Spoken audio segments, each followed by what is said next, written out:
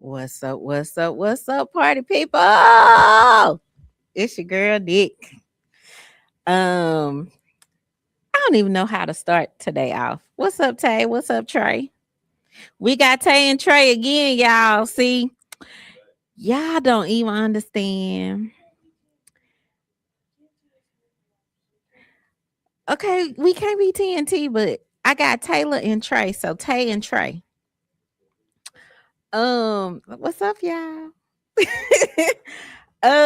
So it's been a crazy week.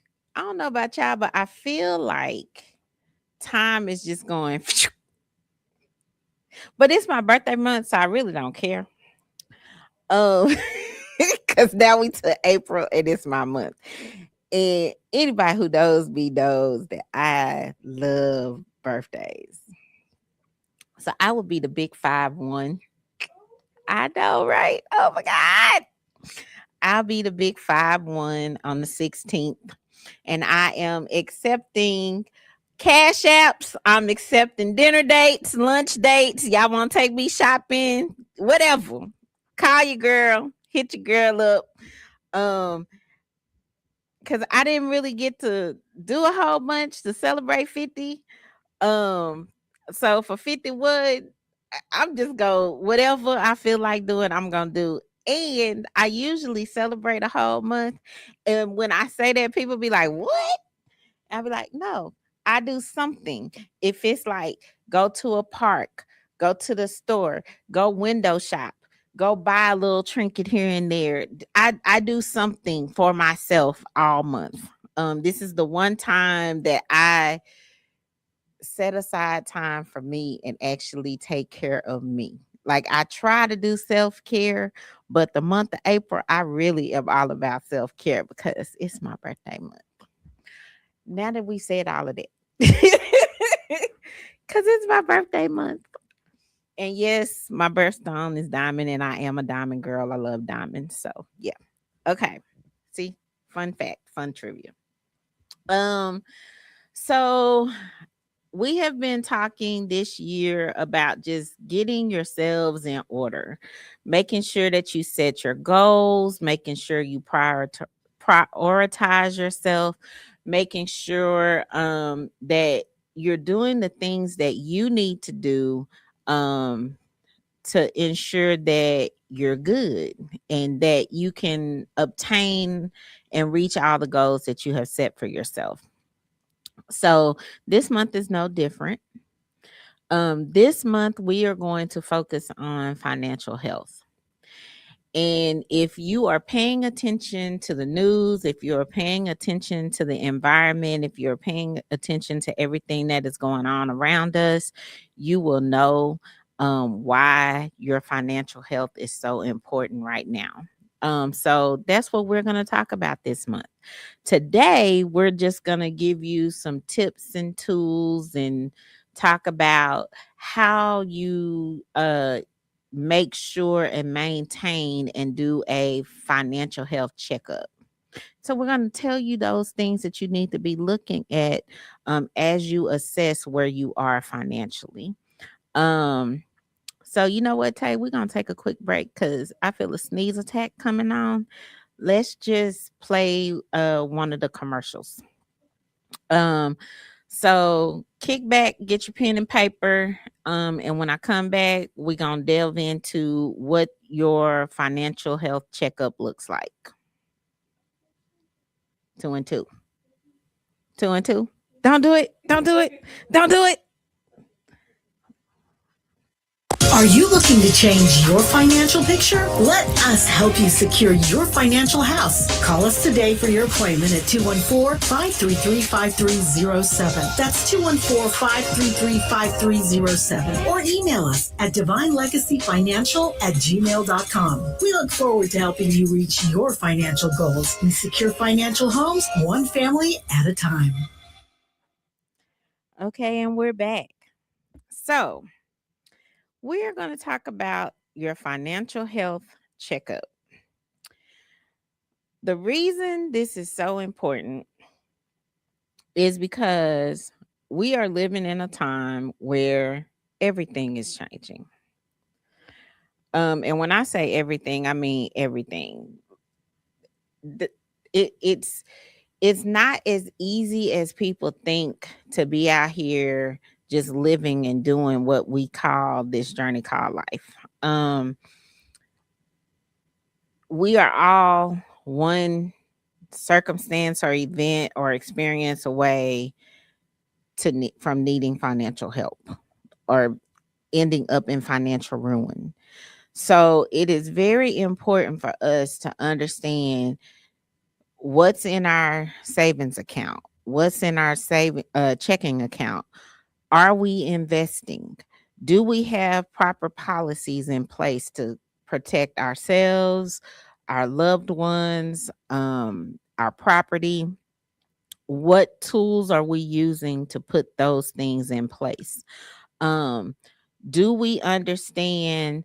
Are we renting or are we in a situation where we're owning our homes? Do we have a nest egg to fall on? And when I say a nest egg, I mean, do you have a proper emergency fund? What does your savings look like? Are you providing for the education of the kids? Have you set those accounts up? Do you have a project fund to handle like maintenance and stuff of your house or your cars? Do you have like a fund to put away so you can access when you and your boo or just you want to go out and do like a trip? How are you approaching those things? Are you living paycheck to paycheck? Are you one of those people who puts everything on a credit card and then you're struggling to make all of your credit card payments? What are the interest rates on your credit cards?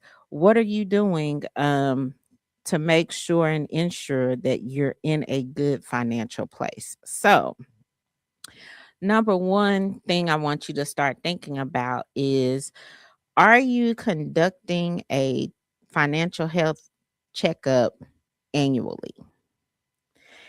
Meaning, what day do you wait until January 1st? It's kind of like a company that has a fiscal year. What is your fiscal year?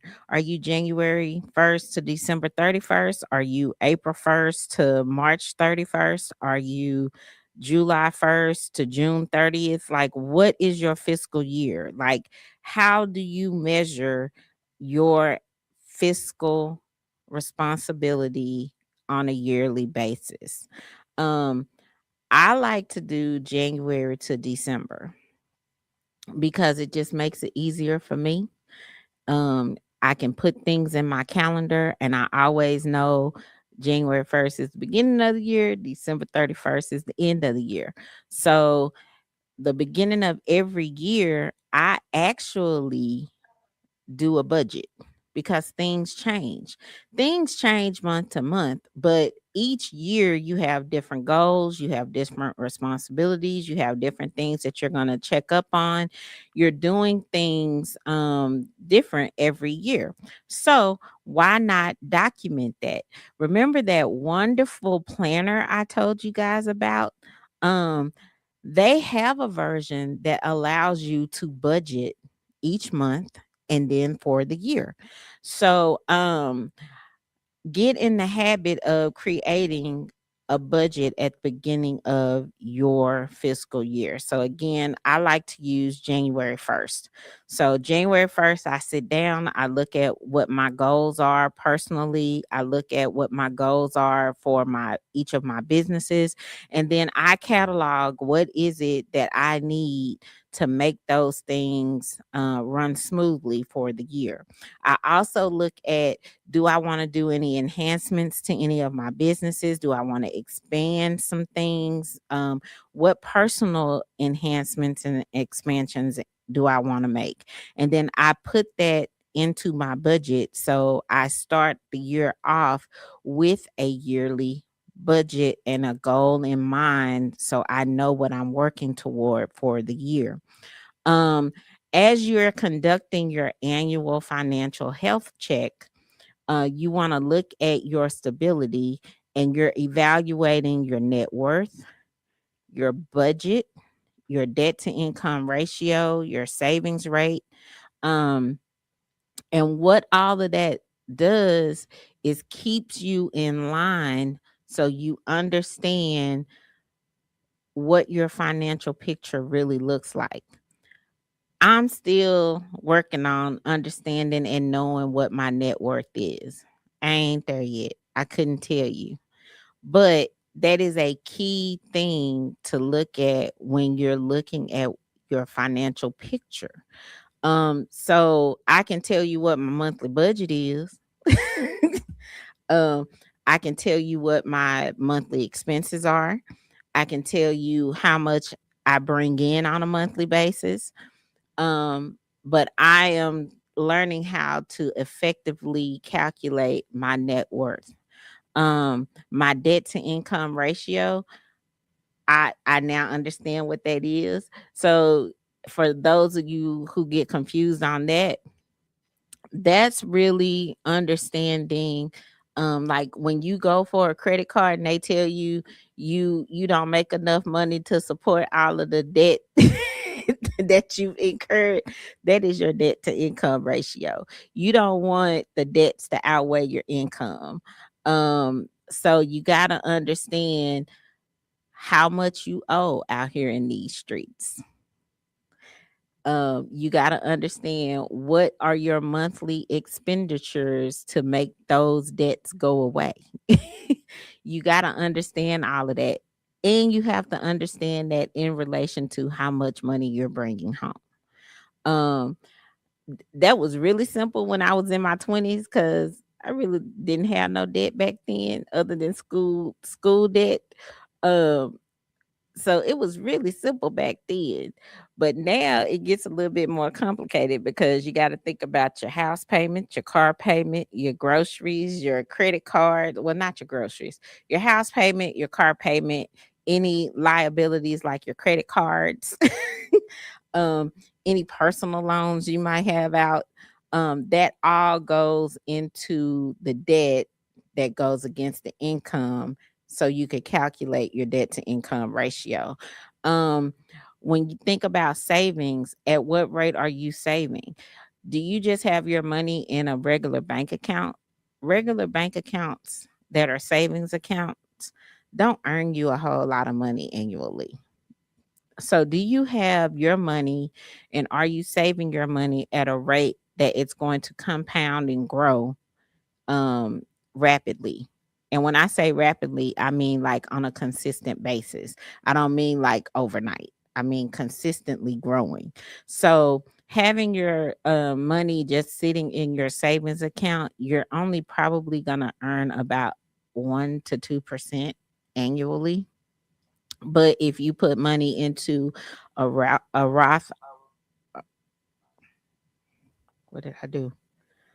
A IRA.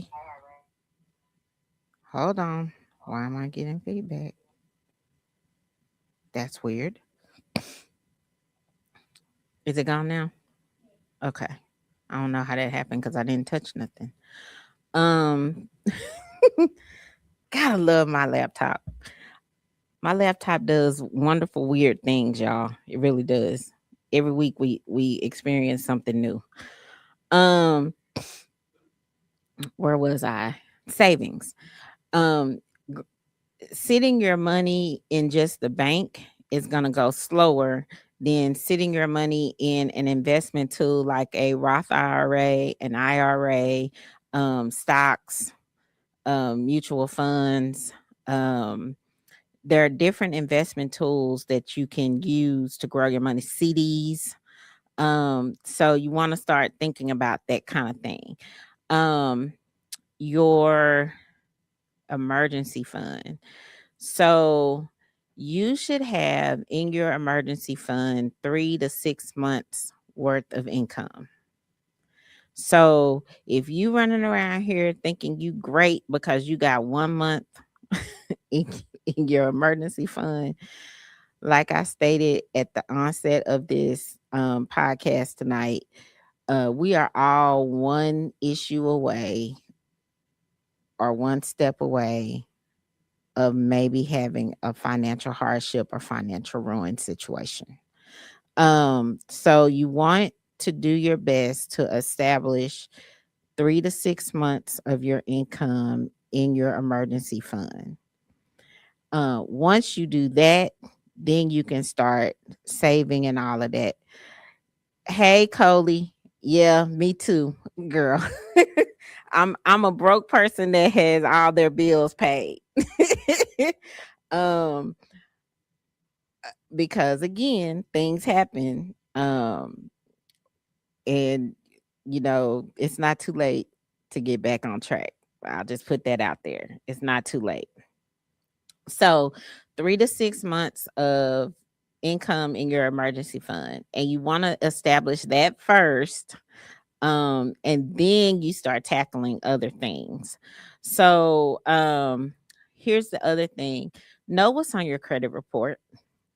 Pull your credit report, and you want to pull all three, and you want to make sure that they are saying the same thing.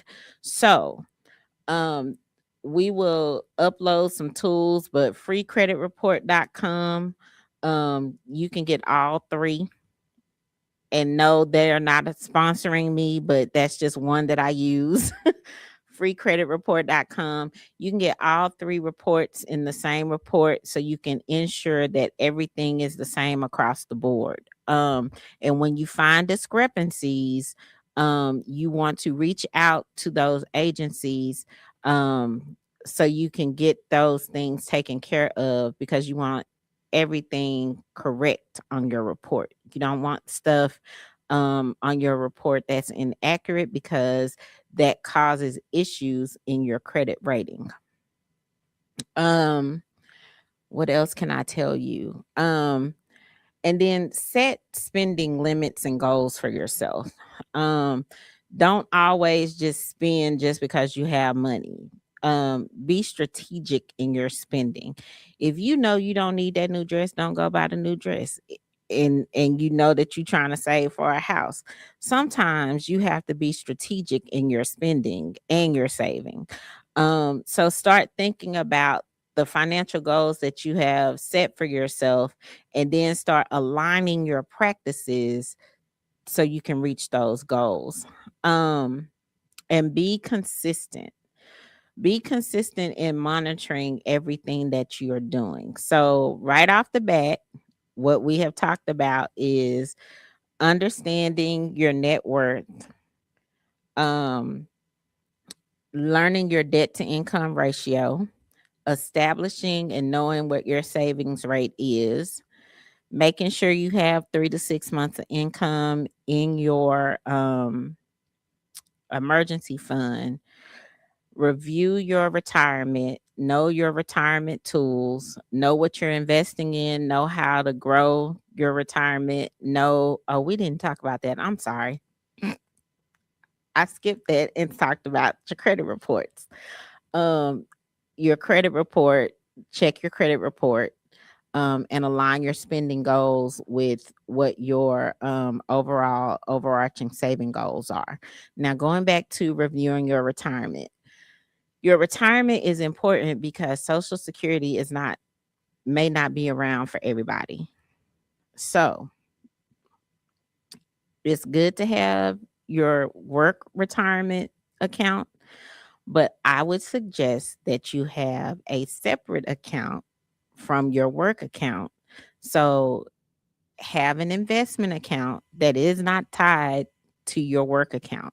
Because what happens is when you stop working at that company, you still have access to the money that was grown in that account, but you no longer have additional money going into that account. And you can roll that account then over to the personal account that you already started.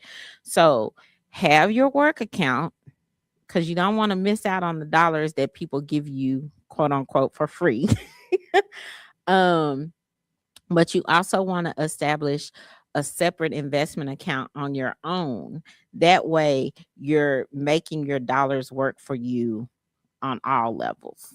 And if you were to leave a company, you can always roll um, those accounts into the personal account that you have set up. And the reason that is important is again, Social Security is not promised and you need something to live on when you retire. So if you know that you are 50 years old and retirement is usually around 65, 67, that gives you 15 to 17 more years to save for your retirement. Depending on what vehicle you have your investments in, determines how much money you'll be able to grow.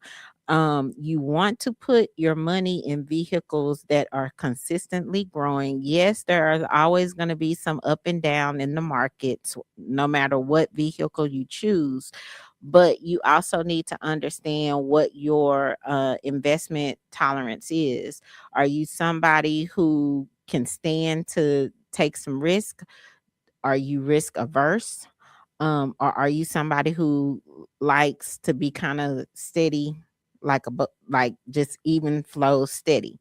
So that determines, and when you meet with your retirement professional, they can tell you what vehicles to use that match your tolerance for risk. So again, check your retirement contributions. Make sure that your money is growing and not staying stagnant. Um, and let me just give you another piece of advice on retirement. If you see that your company has your money in something that's not moving, you can move that money into something else by doing a rollover. So I'm not trying to tell you how to run your business. I'm just trying to tell you that those options exist and for you to talk to your financial advisors to make those things happen for you. So, again, here's the recap: know your net worth, know your financial budget every month, know your debt to income ratio, establish your savings rate. Um, Make sure you do 3 to 6 months of income for your emergency fund before you do anything else. Review your retirement contributions to make sure that your money is growing. Check your credit reports. Align your spending with your goals. And just be consistent in always monitoring your stuff. Any questions from the gallery so far? Cause everybody quiet. Like I see people out here, y'all not really saying nothing. They taking notes. Well, I told y'all to take notes. Because we're gonna get into some other things that we just talked about. I'm gonna go into depth on some stuff, but no, I am not a financial planner yet. It's coming. Yes, this stuff is important to me because as a community, we need to do better about leaving wealth for our families. And I have people in my family that don't understand that. And I get very upset when I'm trying to explain some things and you tell me I don't need to leave those ends nothing. I can't stand that. We all need to we're all put here for a reason, a season, um, and a purpose. And when you have family members, be they your own kids or your nieces, nephews, cousins, whomever, It is your job to leave a legacy. You ain't supposed to be out here just being selfish. And when you die, you can't take it with you anyway. So I know, Coley. Go ahead and say wow. Um, Make sure you just have your stuff in order. Okay, so I needed to. Can we take another little commercial break? I need to write this stuff down so I can remember what we're talking about. So we'll be back in 2 and 2. Are you looking to change your financial picture? Let us help you secure your financial house. Call us today for your appointment at 214-533-5307. That's 214-533-5307. Or email us at divinelegacyfinancial@gmail.com. We look forward to helping you reach your financial goals. We secure financial homes one family at a time. Are you looking to change your financial picture? Let us help you secure your financial house. Call us today for your appointment at 214-533-5307. That's 214-533-5307. Or email us at divinelegacyfinancial@gmail.com. We look forward to helping you reach your financial goals. We secure financial homes one family at a time. Are you looking to change your financial picture? Let us help you secure your financial house. Call us today for your appointment at 214-533-5307. That's 214-533-5307. Or email us at divinelegacyfinancial@gmail.com. We look forward to helping you reach your financial goals. We secure financial homes one family at a time. See, I told y'all it's important. I want y'all to really delve in on your financial health and what that looks like. Okay, so components to your financial health. Remember, I said know your net worth. So basically, when you are calculating your net worth, what you're going to do is subtract your total liabilities. That's all the debt that you have from your total assets. Simple, huh? Now, why it took me forever to learn how to calculate my net worth? It's not even anything difficult. It's subtract your total liabilities from your total assets. I think my struggle, honestly, was I wasn't understanding what all went into debt. When I thought about debt, I thought about, oh, my car, oh, the mortgage. Like I understood that, but I wasn't really understanding whatever personal loan you take out, whatever credit cards you have, whatever. So anything that is a debt, that is a liability. So when you're looking into your financial health and you're um, putting things into perspective, anything that costs you money is a liability. Anything that can contribute money is an asset. I mean, a lot of people don't realize that. So, your net worth is calculated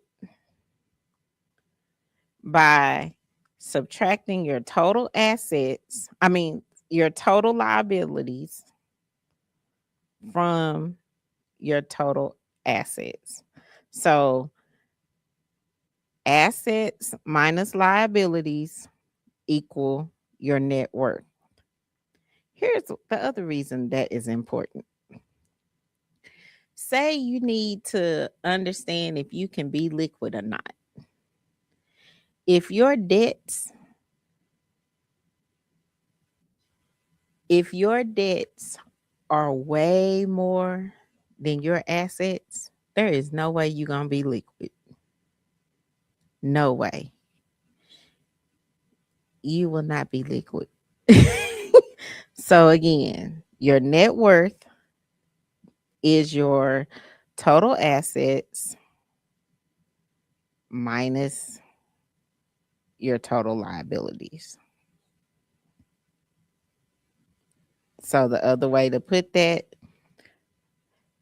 take your total assets and subtract your total liabilities. That equals your net worth. Now, now that you have that under control, analyze your budget. So, how you analyze your budget is you track your cash flow. So, you track everything that's coming in, which would be your income, and you track everything that's going out, which are your expenses. So, you want to make sure that your expenses are not outweighing the money you're bringing in. Why are you looking at me like that?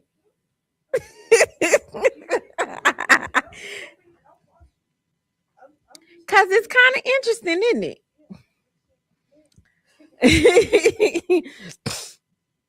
I am by no means a money geek. I really am not. I just believe that everybody should understand this information.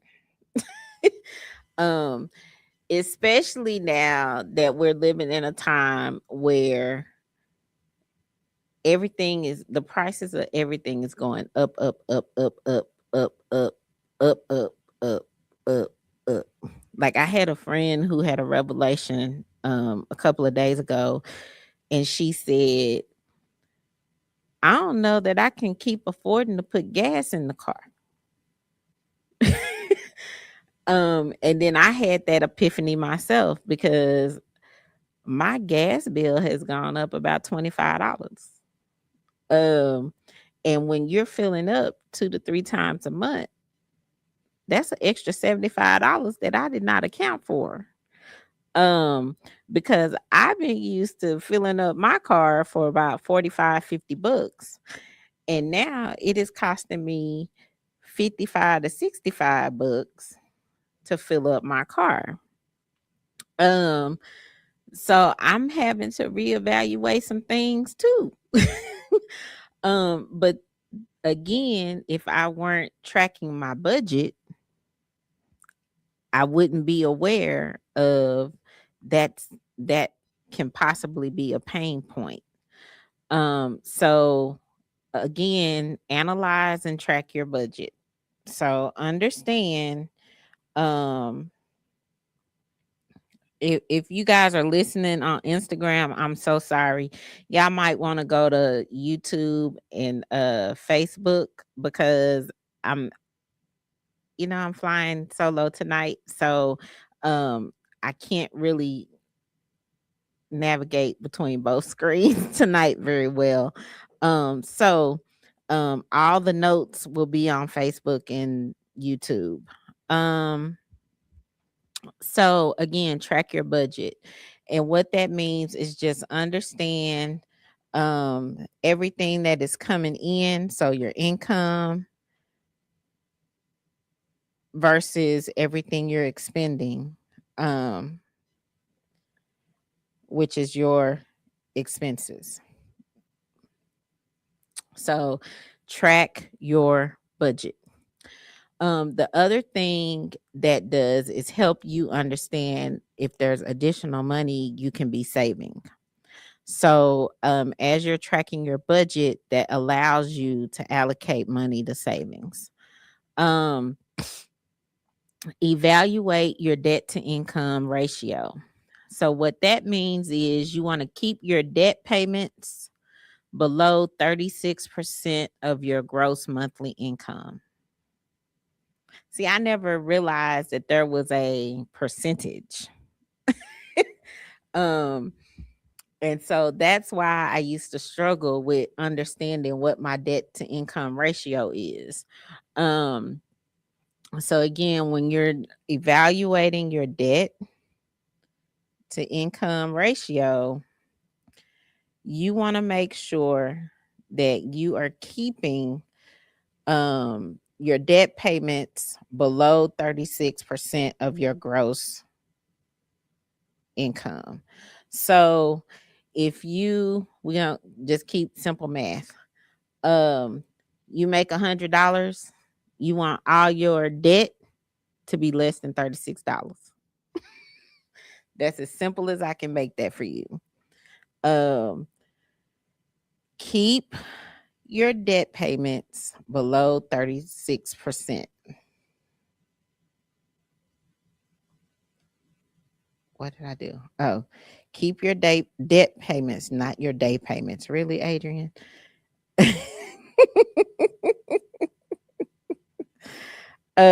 Taylor, any questions?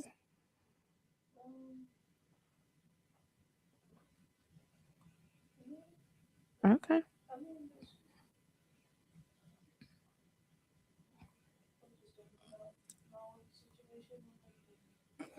I know, like, well, but that's the thing. Like, if we don't start thinking about this, what position are we going to be in? And so, I mean, again, simple math. If all you bring in is $100 every month, you don't want what you paying out to be more than $36. So just kind of keep that in the back of your mind. Like, what is your check? But see, but that goes back to why you analyze your budget. So when you're including all of your income and then you're including all of your expenses, if you know the car, the house, your student loans, and those two credit cards are over 36% of what you bring in on a monthly basis, you need to reevaluate some things. So either you need to make more money or you need to stop spending so much money. Or maybe you need to do a combination of both to put yourself in a better situation. I don't know. Maybe that looks like for 6 months you go get a part-time job so you can have some extra income so you can pay off some other things so you can put yourself back into a good situation. Maybe that's what that requires. And it doesn't have to be that you do things on a long-term basis, but if you're tracking your budget and you see that the expenditures are getting a little up there, and then you do your debt to income ratio and you understand that what you are paying out toward the debt is greater than 36%, maybe the part-time job is something you need to do just to, pay some things off and put yourself in a better position. But you wouldn't know that if you weren't tracking your budget. You wouldn't know that if you didn't calculate your debt to income ratio, and you wouldn't know that what your net worth was if you hadn't taken all of your liabilities and subtracted that from your assets. So that's why all of this is important. Um, Review your emergency fund. So I like to recommend to people that before you start investing, before go out on those big spending sprees, before you start setting goals to save for big projects, the first project is establishing your emergency fund. Um, I have never had 3 to 6 months. I've had 1 to 2 months, but never 3 to 6 months. But I'm going to tell you why 3 to 6 months is important. Say you lose your job. You lose your job, it might take you 5 months to find a new one. So if you only have 1 or 2 months in your emergency fund, what are you going to do for those other 3 months that you're looking for a job? Um, do yourselves a favor and make sure that the first thing you do as you do your financial checkup, do yourself a favor and set up your emergency fund. 3 to 6 months of living expenses. I'm sorry, I said income, but 3 to 6 months of living expenses in a liquid savings account. So if you know that every month you need $1,000. Well, let me just keep it simple. Every month you need $100. That means your emergency fund should be $600. Because that every month you need $100 to live on. So your emergency fund should have 3 to 6 months of living expenses in a liquid savings account. So take that $600, put it in a savings account that you're not touching. That is not for you to go dip into because you need an extra $10 for those red bottom shoes you want. That is not for you to tip into because you need an extra $25 because you want to go to Starbucks. Um, your emergency fund should contain 3 to 6 months of living expenses. That is so if something happens that reduces your ability to earn income, you have 3 to 6 months of living expenses at your disposal. So, again, your emergency fund should have 3 to 6 months um, of living expenses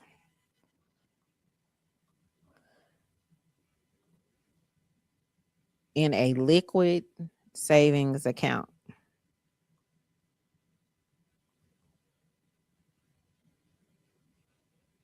Okay. Next thing, your retirement. I already kind of told you why your retirement is important. But assess your retirement savings. So, I'm not just talking about the retirement account you have at work.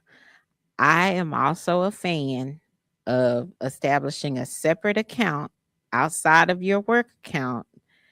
Um, and you want to make sure that you are contributing enough to your retirement account to meet your long term goals. So, it's easy when you're doing this in your work account because most companies match. Excuse me. Um, Most companies match what you're putting in. So at work, if you give $100, most companies are going to give you $100, or they contribute a certain percentage of the income. So what I like to do in the work accounts is if I can afford to, I max out what my contribution percentage is. So if I know that I make enough and the max contribution is 6% of my salary, I max out my 6%. If I'm new to retirement accounts and investing, I may want to start with 1 or 2 or 3%. But you do have the option as you progress to adjust that percentage up if you want to. So in a work situation, I normally max out what I contribute because the company is going to contribute that amount. And I want to match whatever dollars I can to put into my retirement account.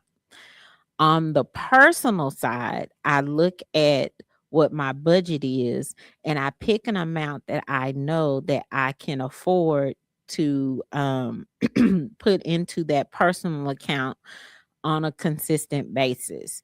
Usually, those accounts are set up and you can make deposits into those accounts on a monthly basis. So if you know that you have an extra 50 or $100 that you can spend every month into that personal retirement account, that's what you should put in that personal retirement account.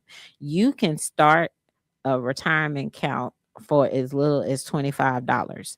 So, if you know you can afford $25 every month, open up an investment account with a financial person that you trust, a financial advisor that you trust, and allow them to grow that money for you. But make sure you are consistently putting money into that account, because if your long term goal is to have XYZ amount of money, so say you want $1 million by the time you turn 50 and you're 20 years old, your financial representative can tell you that that is a $200 expenditure every month for the next 20 years, growing at a rate of 15% annually.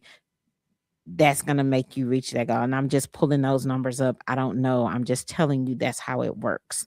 You look at how old you are, you look at um, how old you want to be before you retire, and you determine what amount you want, and your financial advisor can tell you you need to expend this amount a month for the next 20, 30 years in order to reach that goal, depending on what your age is.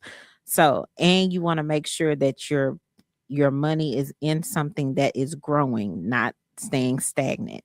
So look at your retirement accounts, assess what your goal is for the long term, and then put your money in vehicles um, where you're contributing enough to where you'll have what you want at retirement. So assess your retirement accounts. And again, I recommend having two, one work account and one personal account. And the thing about those accounts is I can't spell because I can't see. Okay. What I'm gonna tell you about those accounts is, say you leave, you're at ABC Plumbing and you decide that you're gonna go to XYZ Plumbing. When you leave ABC Plumbing, you can take the money from that retirement and roll it over into either your personal retirement account, or you can leave it there and let it grow, or you can roll it over into the new account at XYZ. So, this is why I'm telling you it's okay for you to have multiple accounts. I always err on the side of caution. You don't want to just have one account that's only tied to your work. What happens if you get sick? What happens if you get laid off? What happens if you get fired? This is why I am a proponent of your work retirement account and establishing a personal account. Okay. Back to checking your credit report. So again, you want to review your credit report on a regular basis. I used to tell people to do it annually, but I myself have been told that you want to review your report quarterly. So pull your report from agencies like freecreditreport.com, because you can get a reporting that lists all three agencies, well, bureaus.